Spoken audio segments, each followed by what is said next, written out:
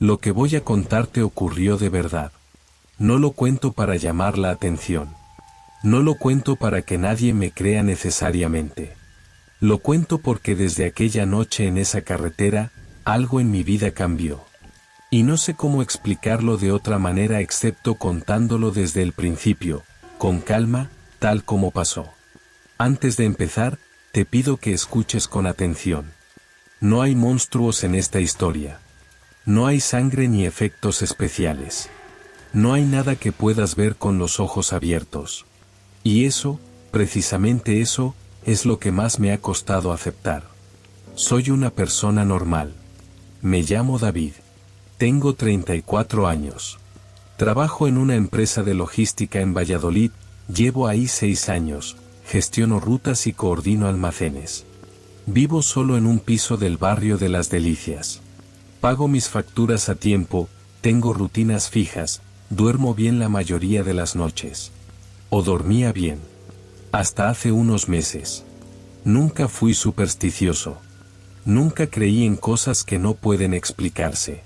Cuando alguien me contaba experiencias raras, escuchaba con educación y luego pensaba que habría una razón lógica detrás. Siempre la hay, me decía. Siempre.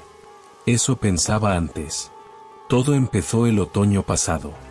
Un viernes de octubre, mi amigo Marcos, que también vive en Valladolid, me propuso pasar el fin de semana en Segovia. Conocía una casa rural cerca de un pueblo pequeño, a unos 20 kilómetros de la ciudad. Nos pareció buena idea.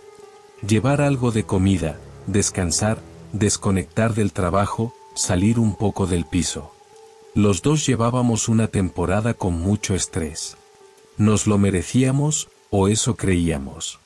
Salimos de Valladolid tarde. Demasiado tarde, en realidad. Eran casi las 11 de la noche cuando cogimos la autovía hacia Segovia. El plan era llegar, abrir la casa, cenar algo rápido y dormir. Un plan sencillo. Pero a mitad de camino, cuando ya habíamos dejado la autovía y circulábamos por una carretera secundaria, Marcos tuvo un problema con el coche. Una rueda.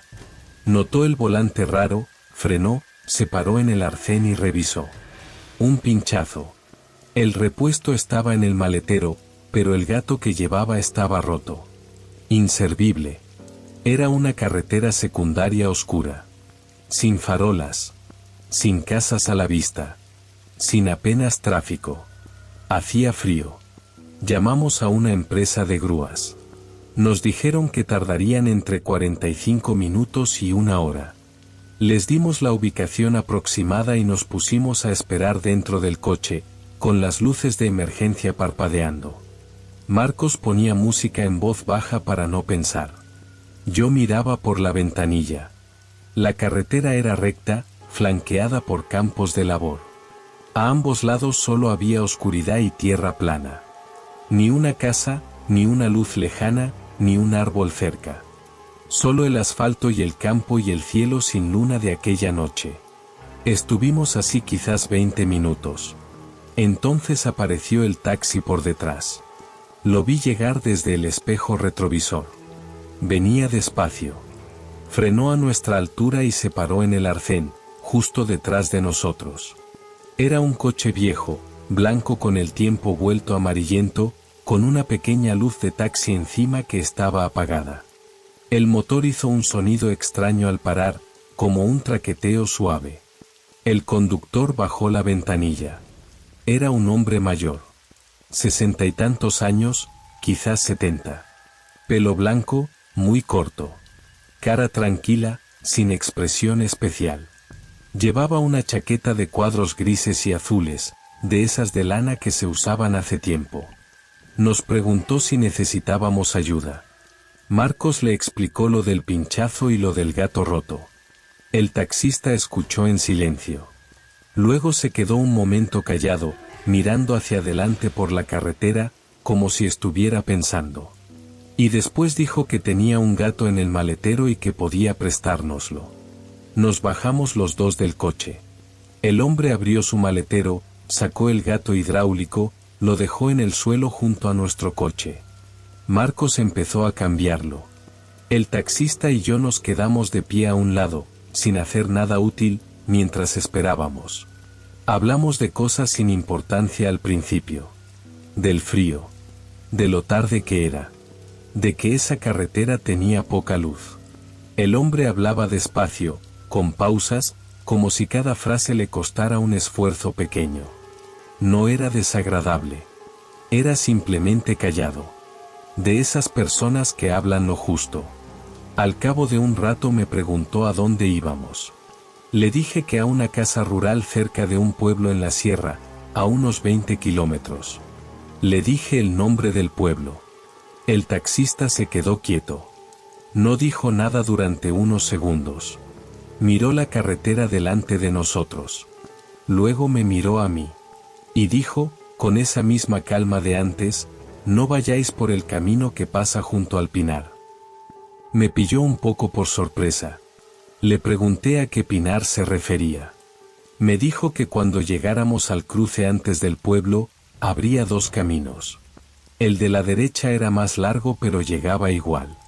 El de la izquierda pasaba junto a un pinar y tenía una curva a mitad del trayecto. Que no tomáramos ese. Le pregunté por qué. No respondió de inmediato. Encendió un cigarrillo. Aspiró despacio y soltó el humo hacia el lado. Luego dijo, hay una curva después del pinar. La gente para ahí a veces. A hacer fotos, a orinar, lo que sea. No paréis ahí. Le dije que de acuerdo, que no pararíamos. Pero le volví a preguntar qué pasaba en esa curva. Me miró directamente. Y dijo, nada. Por eso es mejor no parar. No entendí qué quiso decir en ese momento. Lo tomé como una excentricidad de un hombre mayor con alguna superstición local. Algo así pasa en todos los pueblos, siempre hay un sitio del que la gente habla. Una curva con fama. Un camino que los de la zona evitan. Normalmente hay detrás un accidente antiguo, una historia triste, algo que con el tiempo se va distorsionando hasta parecer sobrenatural. Eso pensé. Y lo dejé pasar. Marcos acabó de cambiar la rueda. El taxista recogió su gato, lo guardó en el maletero, le dimos las gracias. Nos deseó buenas noches. Subió al coche y se fue. Lo vimos alejarse por la carretera. Sus luces traseras rojas se hicieron pequeñas y luego desaparecieron en una curva. Lo que me llamó la atención fue la velocidad. Desaparecieron demasiado rápido. Para ser una carretera secundaria con curvas y para la hora que era, el taxi parecía ir más deprisa de lo normal. Pero no le di importancia. Marcos se encogió de hombros y dijo que el viejo estaba un poco raro. Le di la razón. Subimos al coche y seguimos el camino. Llegamos a la casa sin incidentes. Estaba bien, era acogedora, olía a madera. Cenamos algo rápido, bebimos un poco de vino, nos fuimos a dormir. Esa noche dormí bien.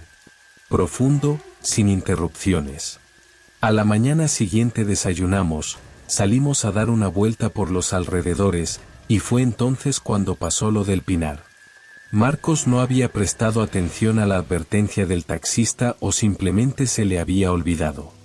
Cuando salimos con el coche a explorar la zona, tomó el camino de la izquierda sin pensarlo. Era más corto. Era el más evidente. Yo sí lo recordaba. Iba a decirle algo cuando giró. Pero me callé. Era de día, hacía un sol frío y limpio de octubre, y decirle a mi amigo que un taxista raro nos había dicho que no tomáramos ese camino me parecía una tontería. Una cobardía, casi. El camino era bonito. El pinar a un lado, alto y oscuro incluso con la luz del día, los pinos muy juntos. La carretera era estrecha, de asfalto viejo con algún bache. Llegamos a la curva. Marcos frenó porque había un coche aparcado en el arcén.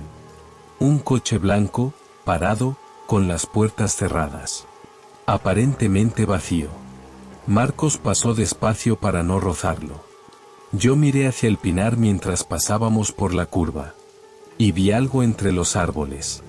O creí ver algo. A unos 10 metros de la carretera, entre los pinos, Había una figura de pie. Inmóvil. No distinguí bien si era una persona. Era oscuro ahí dentro, mucho más oscuro que fuera, aunque fuera había sol. La figura no se movía. Solo estaba ahí parada, entre los troncos, mirando hacia la carretera. Pasamos. No dije nada. Marcos siguió conduciendo. Llegamos al pueblo, compramos un par de cosas, volvimos. Al pasar de nuevo por la curva, el coche blanco ya no estaba en el arcén. El pinar seguía igual. No vi nada entre los árboles esa segunda vez, pero tampoco miré mucho. No le dije nada a Marcos. No quise parecerle paranoico por algo que probablemente había sido un excursionista o un cazador entre los árboles. El resto del fin de semana fue tranquilo. Nos bañamos en el río, vimos una puesta de sol desde una colina, comimos bien, dormimos bien. Volvimos a Valladolid el domingo por la tarde. Esa noche empezó todo. Me desperté a las 3:15 de la mañana. Sin motivo aparente. No había ruido, no había tenido ninguna pesadilla que recordara. Solo abrí los ojos y estaba completamente despierto, como si llevara horas así. Me quedé mirando el techo. La habitación estaba en silencio total. Pero había algo distinto en ese silencio. No sabría explicarlo bien. Era como cuando entras en una habitación donde alguien acaba de dejar de hablar. El silencio tiene un peso diferente. Miré la hora en el móvil. Las 3:16. Me levanté, fui al baño, bebí agua, volví a la cama. Tardé bastante en dormirme. A la noche siguiente, lo mismo. Las 3:15. Ojos abiertos de golpe. La tercera noche empecé a prestar más atención a ese silencio. Tumbado en la oscuridad, intentando quedarme dormido, me di cuenta de que escuchaba de una manera diferente a como escuchaba normalmente. Como si esperara algo. Como si alguna parte de mi cerebro estuviera en guardia sin que yo lo hubiera decidido. Me dije que era el cansancio. Que 2 noches seguidas durmiendo mal desequilibran el ciclo del sueño y el cuerpo empieza a anticipar los despertares. La cuarta noche fue diferente. Me desperté como siempre, a las 3:15. Y esta vez, antes de que pudiera orientarme del todo, escuché un sonido. Muy suave. Un roce, como algo deslizándose contra la pared en el pasillo. Esperé sin moverme. No se repitió. Pasaron quizás 2 minutos de silencio total. Me levanté, encendí la luz del pasillo, lo recorrí entero. El piso estaba vacío y en orden. Nada fuera de su sitio. Nada que pudiera haber hecho ese ruido. Me quedé sentado en la cama con la luz encendida hasta que empezó a clarear por las persianas. Le conté a Marcos los despertares. Solo eso, sin más detalles. Marcos me dijo que quizás era el estrés del trabajo acumulado, que tomara tila o melatonina.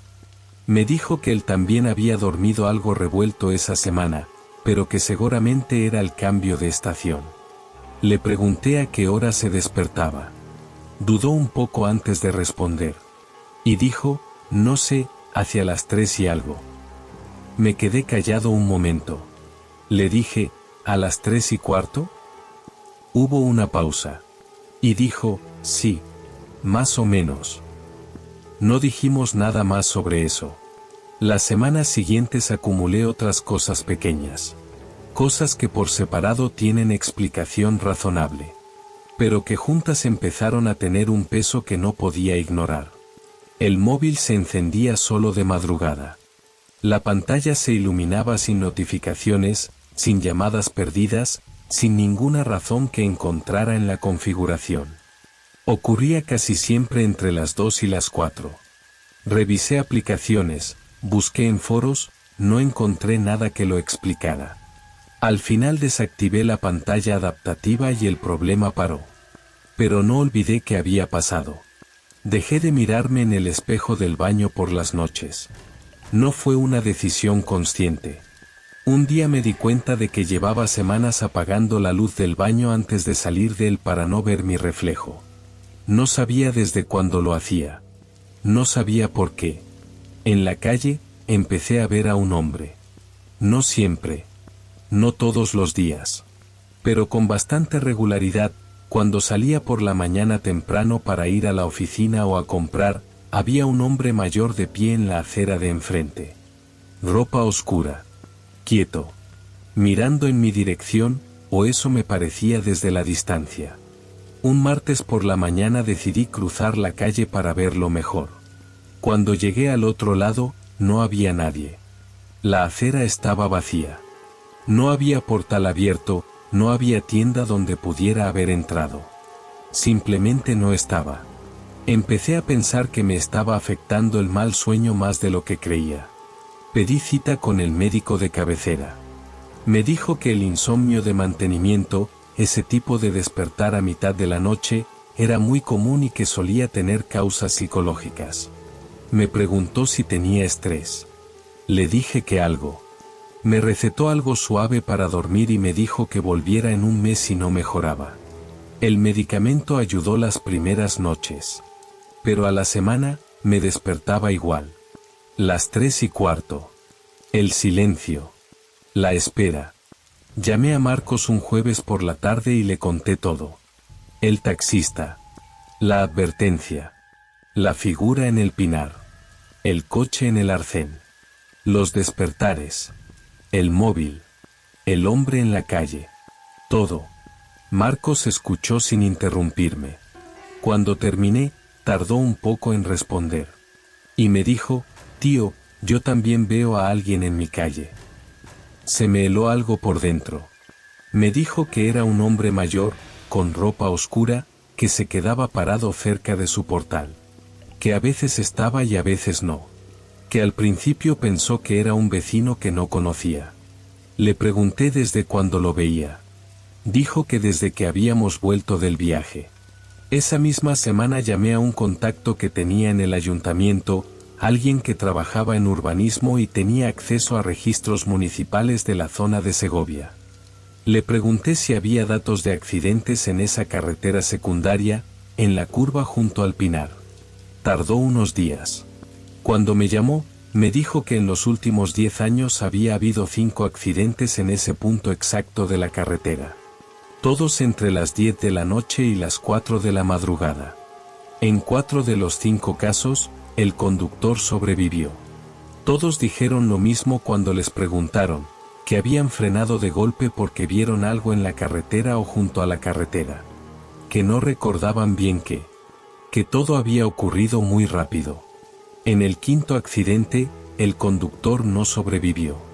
Le pregunté si había algo especial en ese tramo. Una señal, una curva técnicamente peligrosa, algo que explicara la acumulación de accidentes. Me dijo que no. Que era una curva normal. Que el firme estaba en buen estado. Que no había ninguna razón técnica aparente. Luego añadió algo más. Me dijo que esa zona, antes de que pusieran la carretera, había sido campo de labor. Y que antes de eso, durante la guerra civil, había sido utilizada como fosa común improvisada. Sin registro oficial. Sin señal. Sin nombre en ningún listado. Me quedé en silencio un momento. Le di las gracias y colgué. Eso no explica nada, claro. Una fosa de la guerra no hace que la gente se despierte a las 3 de la madrugada en un piso de Valladolid. No hace que haya figuras entre los árboles. No hace que aparezca un hombre mayor en una calle de ciudad. Pero pensé en eso muchas veces. Intenté encontrar al taxista. Llamé a varias empresas de taxi que operaban en esa comarca de Segovia.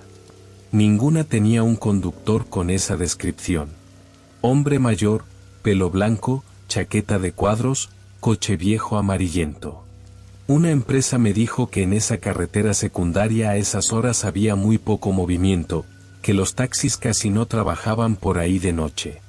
Marcos tampoco recordaba la matrícula del coche. Yo intenté visualizarla. Intenté volver al recuerdo de esa noche, el coche parado a nuestra altura, las luces de emergencia parpadeando naranja, el hombre bajando la ventanilla. Podía ver su cara con bastante claridad. Podía ver la chaqueta. Pero donde debería estar la matrícula era solo un borrón, como si el detalle nunca hubiera llegado a registrarse en mi memoria. Empecé a pensar cosas que prefiero no pensar demasiado. Un jueves por la noche, casi 2 meses después del viaje, me desperté a las 3:15 como siempre. Pero al abrir los ojos, vi que la puerta de mi dormitorio estaba abierta. La tengo por costumbre cerrada cuando duermo. No recuerdo haberla abierto.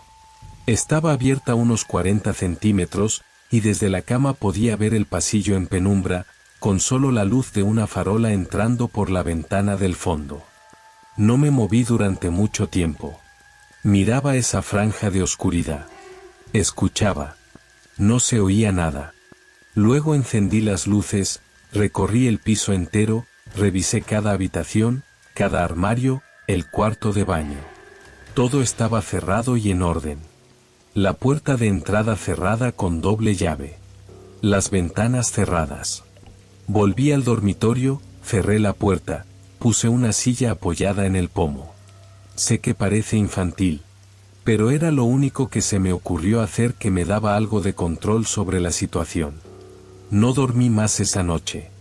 Le dije a Marcos que viniera ese fin de semana. No le expliqué por qué. Solo le dije que quería verle. Vino el sábado, pasamos el día hablando de otras cosas, de trabajo, de gente que conocemos, de nada importante. Cenamos, pusimos algo en la tele. Al final se quedó a dormir en el sofá. A la mañana siguiente me dijo que se había despertado a las 3:15. No me lo había contado en el momento. Lo había guardado. Me lo dijo tomando café por la mañana, sin dramatismo, como quien menciona que ha hecho frío por la noche. Le pregunté qué había hecho. Dijo que se había quedado tumbado en el sofá mirando el techo hasta que se había vuelto a dormir, hacia las 5. Le pregunté si había escuchado algo. Pensó un momento. Y dijo, no. Pero tenía la sensación de que algo estaba mirando hacia la ventana desde fuera. Su piso da a la calle, primer piso. Tiene sentido que haya cosas pasando por fuera que uno percibe sin verlas claramente. Eso me dije. Decidimos volver a esa carretera un domingo de noviembre. Ahora, con todo lo que sé, pienso que fue un error. Pero en aquel momento sentíamos que necesitábamos ir. Poner nombres a las cosas ayuda, o eso creemos. Ver el lugar de día, en calma, nos parecía que nos devolvería el control. Cogimos la autovía temprano por la mañana. Hacía frío y había niebla en los campos. Tomamos la secundaria, luego el camino del Pinar. Paramos el coche antes de la curva. Nos bajamos. El aire olía a tierra húmeda y resina. El Pinar era exactamente como lo recordaba, alto, oscuro, los pinos tan juntos que apenas dejaban pasar la luz aunque fuera era de mañana. Hacía silencio. Solo el viento muy suave. Marcos dijo que no sentía nada especial. Yo tampoco, o eso decía. Marcos se acercó al borde de los árboles. Se paró en la línea donde acababa el arcén y empezaba el suelo del Pinar. Miró hacia adentro. Estuvo así quizás un minuto, sin moverse, con las manos en los bolsillos. Luego volvió hacia mí. Tenía la cara diferente. No asustada. Seria. Pensativa. Como quien ha visto algo que no sabe bien cómo interpretar. Le pregunté qué había pasado. Me dijo que nada. Que había mirado entre los árboles. Que estaba muy oscuro ahí dentro. Pero mientras lo decía miraba al suelo. Volvimos al coche. Conduje yo. Marcos habló poco durante el camino de vuelta. A mitad de la autovía, de repente y sin que viniera a cuento, me dijo, había algo ahí. Le pregunté qué había visto. Dijo, no vi nada. Pero sentí que no estábamos solos. Como cuando alguien está detrás de ti y lo sabes antes de girarte. Llegamos a Valladolid sin decir nada más. Desde ese día, Marcos duerme peor que yo. Me llama algunas noches. A veces tarde, pasadas las 11. No para hablar de eso.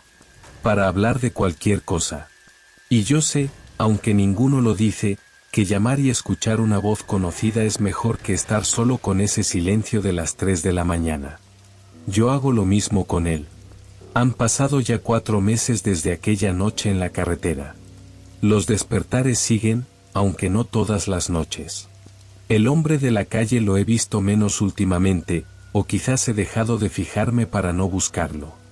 El móvil ya no se enciende solo desde que cambié la configuración, aunque sigo sin saber qué lo causaba. Hay una cosa más que no he contado todavía. Una que me cuesta mencionar porque cuando la digo en voz alta suena a locura, pero que ocurrió y no puedo borrarlo.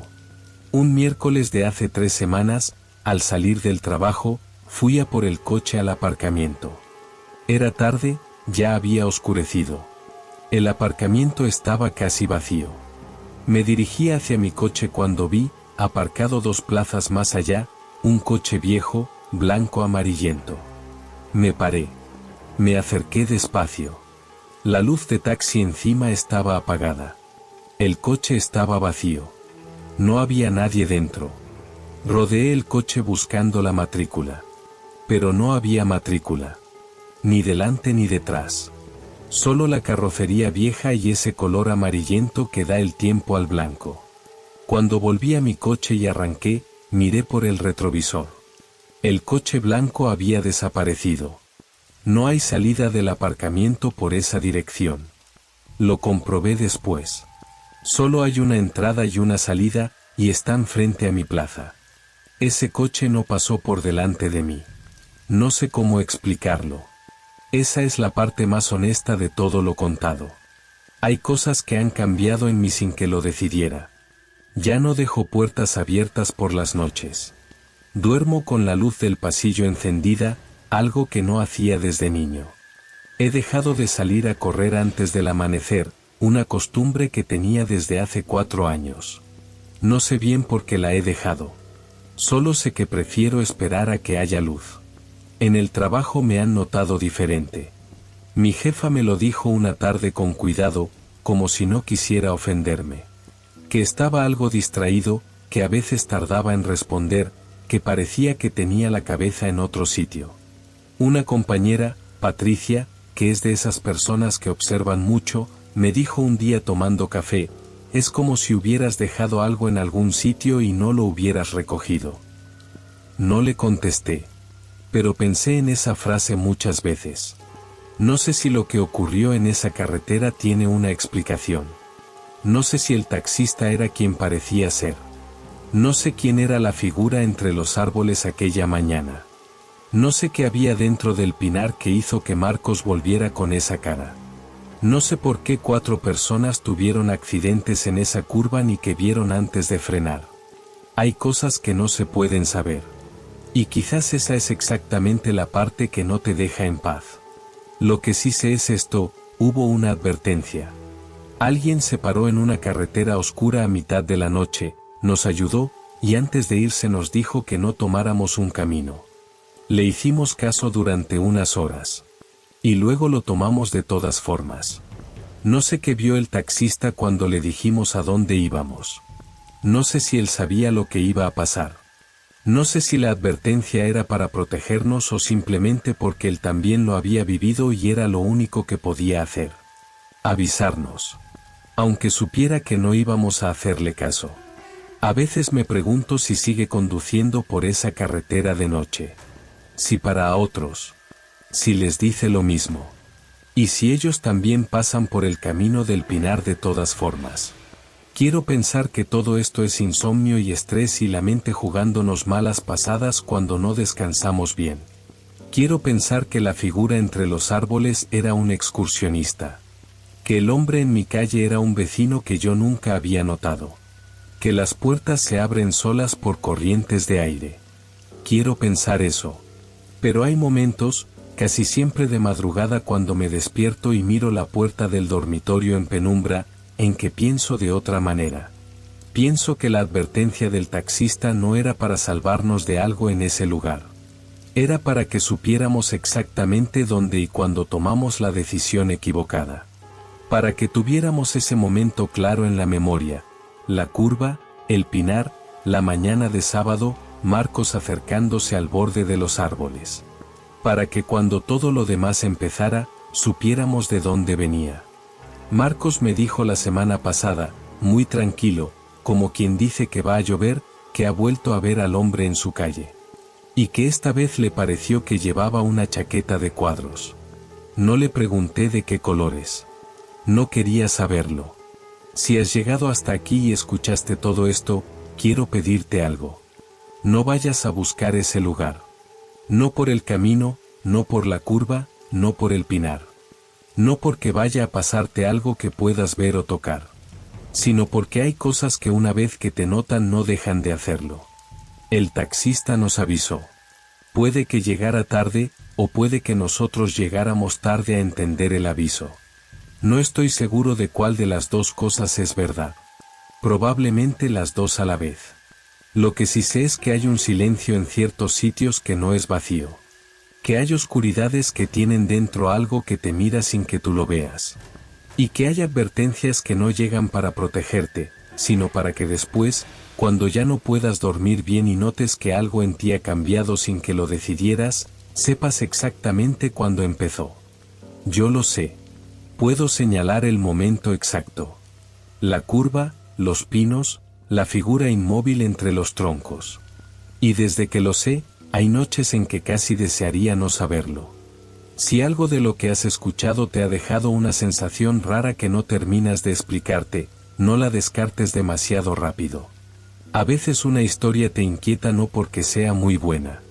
A veces es porque algo en ti ya la reconocía. Cuídate. Y cierra bien la puerta antes de dormir. Porque hay cosas que esperan a que la dejes abierta.